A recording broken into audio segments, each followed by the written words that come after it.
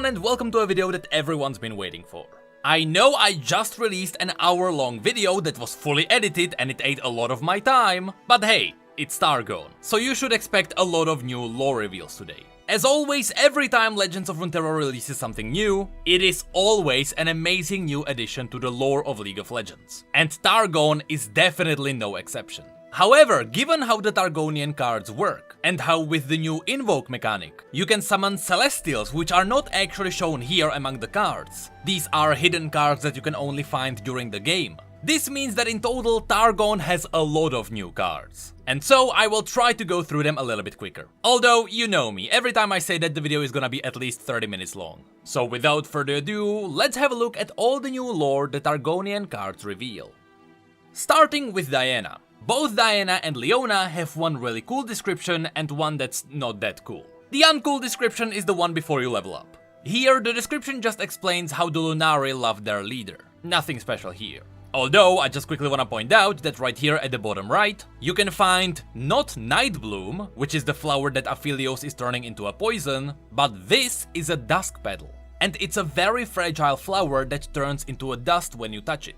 But then we have the leveled up version, and this one has a really cool Easter egg. The description says, Diana raced down the mountain, sword drawn and coated with dusk petal dust. She knew Leona would find her, she was counting on it. Her heart fluttered with anxious anticipation, and she breathed deeply to still it. This time upon their meeting, she would have the upper hand. She would face her old friend head on.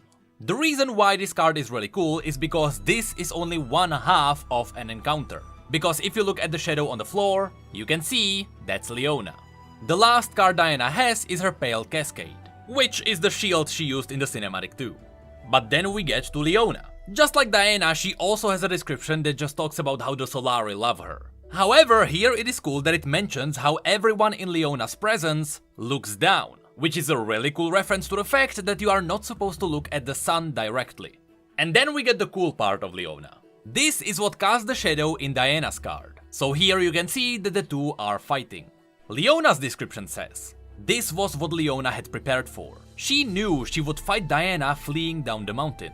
She breathed deeply to still her fluttering heartbeat, willing it silent with grim resolve. This time upon their meeting, she had the upper hand. This time she would face her old friend head on. So as you can see, both aspects think that they have the upper hand. So I wonder if this fight has any lore meaning. I wonder if this is actually happening, or if it happened. But right now, we simply don't know how this ends. Leona also has the cards for Morning Light, which just shows us the Solari crest, and Solari Flare, which also doesn't really have any meaning. But then we get to TARIC, and TARIC is just full of Easter eggs. First of all, I quickly wanna mention that I love how the gems around him continue up the mountain, and they draw out a helpful path for those who would ascend the mountain. In fact, the person we can see here in front of TARIC is TYARI the Traveler, who has his own entire storyline hidden in the other cards. So just remember this person. And just remember how TARIC is helping him ascend the mountain. The description says, TARIC's gentle kindness inspires all who meet him, galvanizing them to find the warmth within, to bolster themselves on even the coldest nights. His evolved version then shows us TARIC at the peak of Mount Targon. As you'll see from the other cards, this is what the very peak of the mountain looks like. And here the description says, why should TARIC show his fellow man kindness? Well, he came to Targon a broken man, intent to climbing the mountain to atone for his sins. And he succeeded. Nobody knows better that all broken things can be made beautiful again. Because yes, this is a reference to TARIC's lore. In case you haven't seen it, we have recently updated it. So this card is a reference to the fact that TARIC was once a Demacian. He failed in the military, a lot of people died because of him, and so the Demacians punished him by making him ascend Mount Targon. This kind of sentence to death was known in Demacia as the Crown of Stone. And TARIC was one of the rare few who actually endured to the crown. And then there is TARIC's Blessing of Targon, which simply says a little something from Targon, which is his in-game quote. And then there is Aurelion's soul, the Starforger. His descriptions are just a joke, but it's a good one. I don't care what you write about me, you middling creature, just make sure I am described as handsome and magnificent. And also very, very intelligent. Can you spell that? And then when we have a look at the leveled up version, Aurelion's soul is handsome and magnificent, and also very, very intelligent. Yes, they actually spelled it wrong. What is cool about this card is that this one seems to give us the canon size of Aurelion's soul. Since we can see the aurora of the planet beneath, I assume that this is Mount Targon, because this is supposed to be literally the only mountain that is reaching the heavens. So yeah, Aurelion is pretty huge. But there is also the Sky's Descent spell, which says, when the time comes, I think I'll make an example of Runeterra. Perhaps I'll drag its smoldering husk around with me for all eternity, like a toy. A dead, worthless toy. I don't know, I have not really thought about it much. So what we can see in this art is probably Runeterra exploding, which is curious because we can see two planets around it. I assume that one of them would be the moon, but I am not exactly sure what the other one would be. We know that technically Runeterra has two moons, but one is in the physical realm and the other one is in the spirit realm, and they have different orbits. So that's what these could be. Then again, it could be just totally random planets. And now we are getting to all the follower cards, starting with Gift Giver. They say the Protector bless these gems, wear them and he shall be with you in spirit. Here, try to remember these characters, because the guy at the back here is actually TYARI the Traveler, who will return a lot, and the people who are around him are his companions. And this card marks the beginning of their journey to ascend Mount Targon. And then there is a separate card for the gems, to which TYARI the Traveler says, you don't need to see to believe, just have a little faith. For the next one we have LUNARI DUSKBRINGER, who of course is surrounded by the dusk petals, which we have seen in LEONA'S card. And remember how LEONA'S description mentioned that her blade was covered with dusk petal dust? Well, dusk petals bloom at night, and then only under a full moon, a proud symbol of the LUNARI. We have used their dust for centuries, as only we know how to harvest them safely. So as you can see in this art, this LUNARI is also using the dusk petal dust to enchant their weapon. And then there is also a separate card for the dusk petal. The fragrance of the dusk petal is like none other, sweet and strange, but fleeting. It is delicate as moonlight itself. And then we get a tiny dip into the celestial cards. First of all, there is Messenger's Sigil. Time passes, skies turn, the serpent moves aside, and the messenger takes its place overhead. The season of abundance awaits. So this card is just talking about the fact that there are certain star constellations that represent celestial characters. For example, there is a constellation of the dog, and that one represents the messenger. The card also mentions the serpent, but we'll get to that later. Here, in the other part of this card, we can actually see the messenger. We will talk about a lot of other celestials later on, so just to prepare you for what we are about to get into. Most of these celestials were created by Aurelion's soul. We know this because of his in-game quotes. And this makes sense, because these beings are represented by their star constellations. And, of course, the stars were put into the sky by Aurelion's soul. That's why he made them. And the description of this one says, as leaves unfurl from barren branches, the Lady of Spring sends her messenger to inform the Lord of Winter of the changing season. The messenger's bark startles the stars into new places in the sky, while his loyal heart warms the land. Essentially, what this is trying to say is that as seasons change, the stars in the sky change too. Which should be obvious because the planet is rotating. Because it's not flat, hopefully. But more on celestials later. Then there is Porofly. I talked about this many times before, we are technically not sure what Poros even are.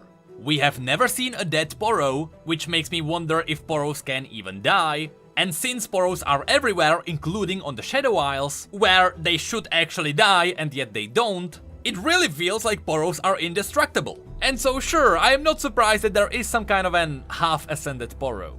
It simply says, in space, no one can hear you squeak. And then we get the first Solari card. However, here, if you look at the back, you can see a familiar character. This is the LUNARI girl who escaped during the cinematic. Here we can see her while she was still in the Solari prison. But as to how she got here, that will be explained in another card. And then we get SPACEY Sketcher. This is my favorite. I call it metaphysical identity of the conscious psyche. Unless you tilt your head like this, then it kinda looks like two spoons. Here she is talking about her space drawings. But things get slightly strange here. Based on her clothing, I would say that she's more of a LUNARI than Solari. But then again, there are other Targonians who are not siding with either side. So maybe she is on the independent side. However, considering the fact that she is using a portal to move around, for a second I thought that she might be an ascended person. But that's probably not the truth, because as you'll see later, there are other Targonians who can also use this kind of magic, and they were definitely not ascended either. Although, it would be really cool if this was revealed to be Maisha, the previous aspect of Twilight, who used portals very similar to Zoe. And then there is Star Shepherd, the main character of the newest cinematic. Ever since I saw one streak across the night sky, I've loved STELLACORNs. If only I had known then that I would meet so many. Of course, there is a reason why this person looks like Soraka. And that's because if you go back to Soraka's lore, that was updated quite a while ago, so it gives you an idea of how long Riot has been thinking about this. There it was revealed that after Soraka arrived on Runeterra, she moved to Targon, and there she started teaching the local Vastaya how to use celestial magic to heal people. However, we are not exactly sure if Soraka took on a form of these Vastaya, or if these Vastaya are trying to mimic Soraka. Since the Celestials don't have a physical form until they arrive on Runeterra, which is something we learned from Bard's lore, this means that it is more likely that Soraka mimicked these Vastaya to fit in. Anyway, we will see more of this person later on. Then there is Behold the Infinite. Just remember this exact eye, because it will come back later. Then there is Guiding Touch, which is the goat person we just mentioned. But then there is the Herald of Dragons. And this is how we start getting into the dragon lore. The clouds twisted with their massive forms, and the sky itself seemed to shake with their keening wails. She knew what was to come, and yet felt no fear but the warm embrace of destiny. So of course here, what we can see in the background are celestial dragons. However, I do believe that there is a difference between a celestial dragon and a Targonian dragon. Because I do believe that these dragons specifically are the dragons of Twilight that were mentioned in the older story called The Twilight of the Gods, where before the Ascended turned into the Darkin, they sometimes rode the dragons of Twilight to the beginning of time, and they witnessed the creation of the universe. And the Ascended did it just for fun. But technically, we have never really seen what these Twilight dragons look like. So I assume it is one of these. As you'll see, there will be more dragons later, but since there are supposed to be many dragons of Twilight, it should be the most common SPACEY dragons, which fits these. Before we move on to the next one, I just quickly want to mention that this person is actually mimicking Aurelion's soul. You can see they have a purple face, they have his teeth drawn on it, they also have the two golden horns that are part of his crown, which was made by the Targonians, and his long purple body. Then we have LUNARI SHADESTALKER, and this card reveals how the LUNARI girl got imprisoned. Let us cast our eyes towards the heavens, towards the sun, towards our ladies... Wait, what? What is that? Of course, those are the words of the Solari priest at the bottom, who looked up and they saw the LUNARI girl. That's how they found her, and that's how she got imprisoned. Then we have mountain goats. I love these, but the description doesn't add anything to how cool these are. Then there is Solari Shieldbreaker, and once again here we can see the LUNARI girl. Foolish not to come under cover of night. The Shieldbreaker straightened. Lay down your arms and come peacefully. The LUNARI crouched in silence, readying her curved blades once more. So be it. The Solari readied herself in turn, lifting her shield to reflect the rays of rising sun. This makes me wonder when on the timeline is this happening. Is this happening before the LUNARI girl is discovered, or after that? Does this mean that the LUNARI girl is going to kill the Shieldbearer? But I assume not. If you look at the background, you can see a Solari shrine here, with all the pillars and the open spaces. It looks very similar to the previous art. So I think this is when she got discovered, she tried to run away, but because the night just ended, and there was a daybreak, the Solari had the advantage, and that's how she got captured. Anyway, then we have STARTLED STOMPER. The description is just mentioning how Zoe thinks this one is cute, which you will hear a lot from her in-game quotes. I like your nose, I wish mine was like that! What do stars smell like to you? She has a lot of those. But I wonder what this creature is, because technically the card is not marked as a celestial. Therefore, despite the appearance, I don't think this one was made by Aurelion's soul, just like the others. I think that this is actually an animal that lives on Mount Targon. Then there is SUNBLESSED VIGOR. Our shield is our conviction, our resolve, our trust in the light. So you can see that this is the shield of the Solari Shieldbearer. And the light here is showing what the description described, how the Shieldbearer was reflecting the light with it. But then finally, we get to TYARI the Traveler, the main character of these Targonian cards. As I mentioned before, here on the left and right, you can see TYARI's companions, which we have previously seen taking the gems. However, curiously, only TYARI is actually wearing the gems. The others are not. Perhaps that's why they won't make the climb. As an interesting side note, here TYARI is trying to ascend the mountain. But it was confirmed that TYARI is actually non-binary. They don't side with either gender. Which is just a fun fact that actually comes back when we get to his ascended form. Because spoilers, he actually does make it to the peak of the mountain. Then there is Bastion, nothing special here. But then there is Crescent Guardian, which is an automated Lunari protector. Stoic Guardian, the gentle touch of the full moon restores your strength. Awaken and safeguard us from those who would trespass upon this sacred place. A quote from Crescent Guardian's inscription. So as we can tell from the description, these guardians awake only under the full moon.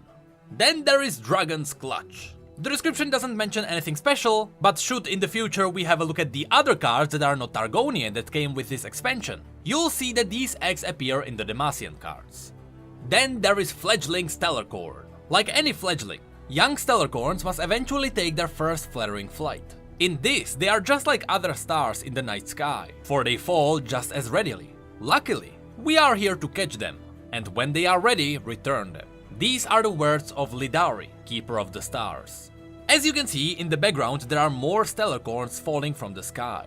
And what this description mentioned is that these creatures fall on Runeterra, but the Vastaya, under the guidance of Soraka, help these creatures get back into the sky.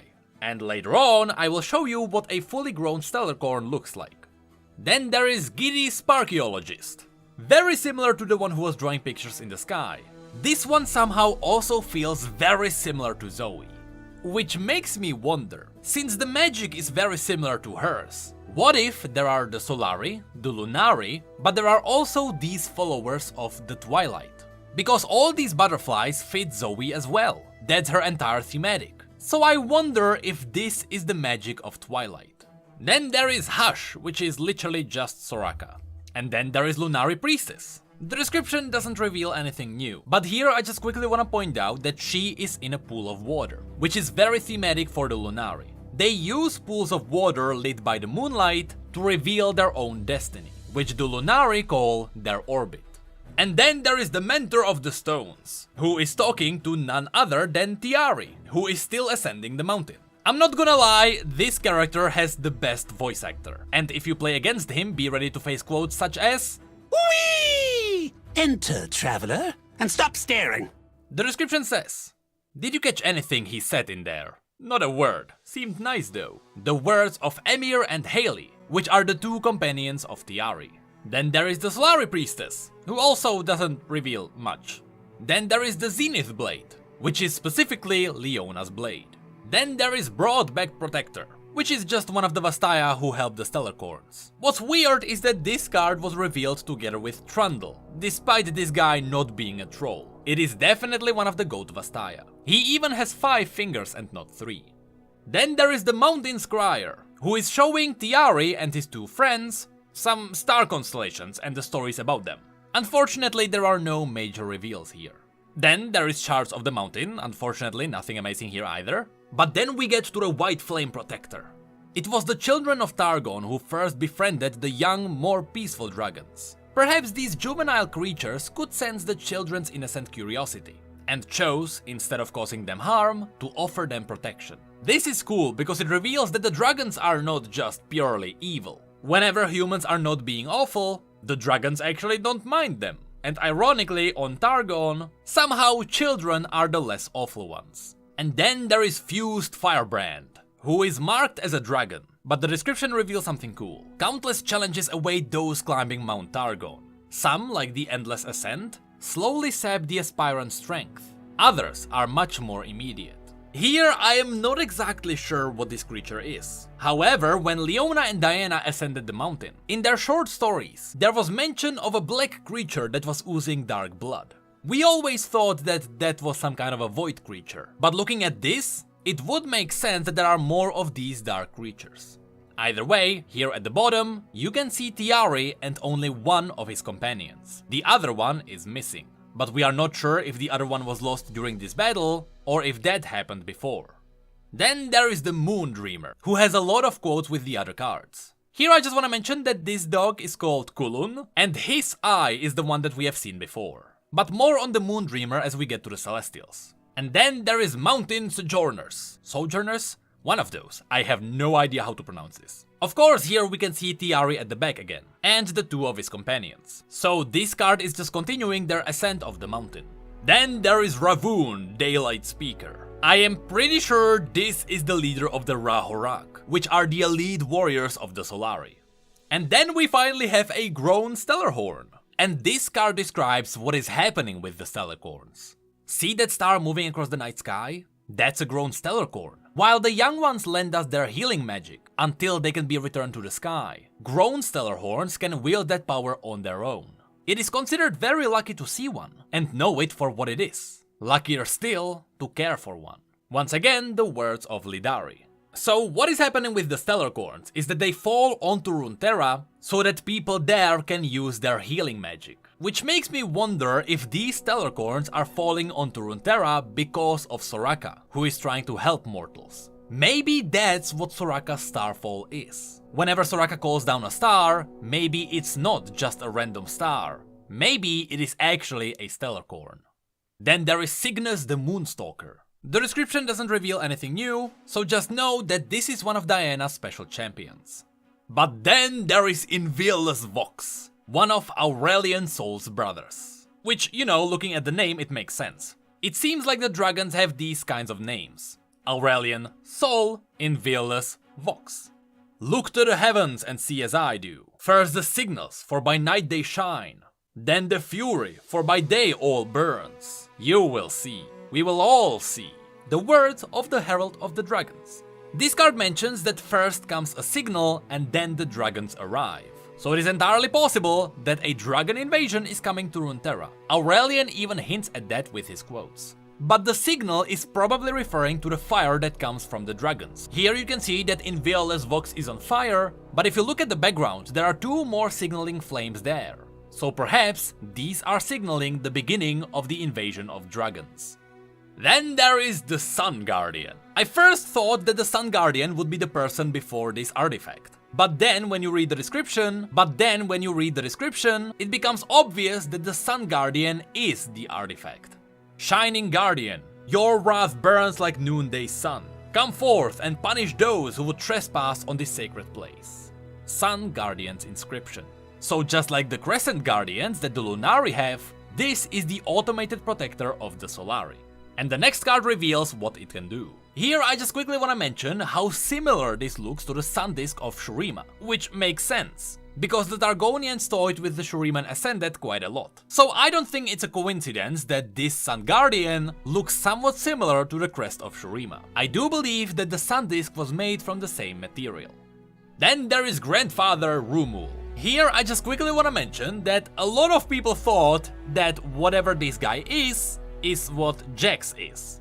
Jax is also purple and he also has only 3 fingers. However, so does Alistar. So I think that this guy is just a Minotaur. Because Jax is not supposed to be purple. His skin is purple because he was affected by the Void during the war with Icathia. So no, this guy is not related to Jax. And then there is the Infinite MINDSPLITTER. Travelers who lock eyes with the creature are said to be struck by a knowledge so profound, an insight so awesome, that their minds crumble beneath its gaze. So yeah, unfortunately we don't get more info about this dragon, but there is no doubt this is one of Aurelion's brethren as well. And then there is the Arbiter of the Peak, who is meeting TYARI the Traveler as he finally ascended the mountain. The Arbiter of the Peak was first mentioned in TARIC'S bio. This crystalline figure is what meets the travelers when they finally reach the peak of Mount Targon. And he's the one who explains what Targon is all about. Here's the cool Easter egg though. Of course, the Arbiter has a lot of quotes against the other aspects, like Leona, Diana and TARIC. However, when he meets Zoe, he actually calls Zoe Maisha. And here's the genius thing about this. Maisha was the previous aspect of Twilight. Because, you know, now the aspect of Twilight is Zoe.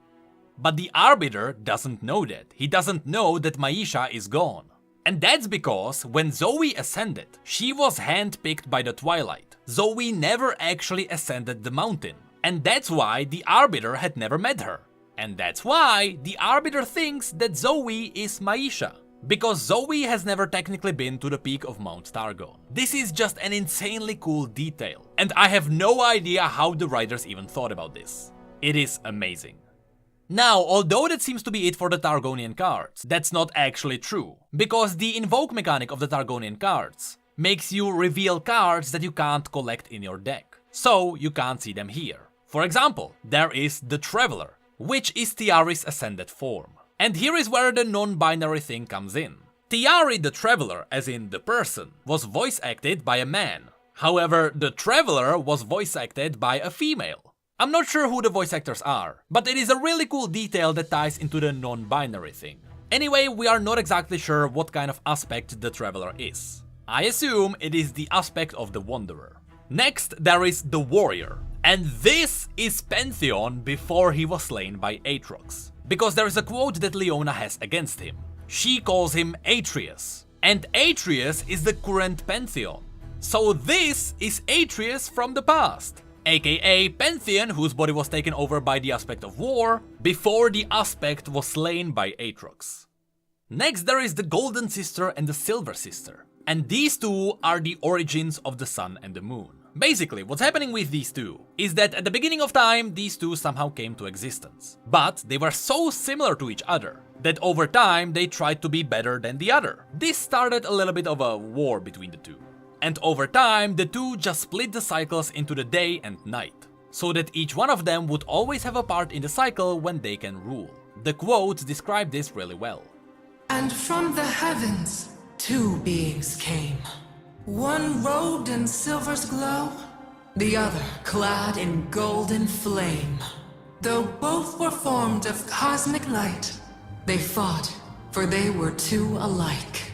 And so these two split night from day, so each could always have their way.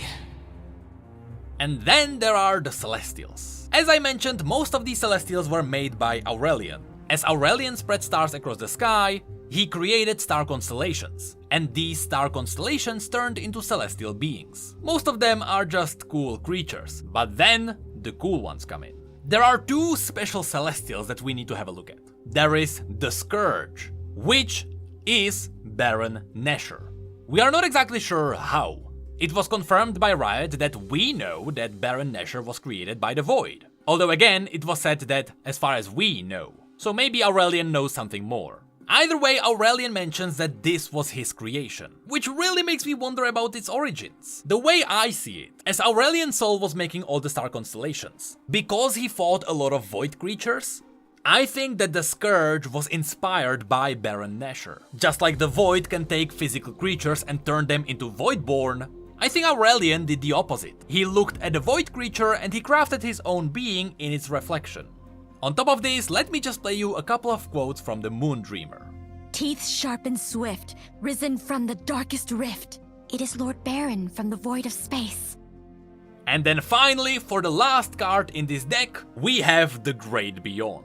And Aurelion calls this one his magnum opus, which means that Aurelion made this. And I have no idea what this is. This definitely seems to be inspired by the Void. Which again would make sense. Aurelion fought the Void many times before, so he knows what it looks like and how it behaves. So perhaps he had drawn a Void creature into the sky.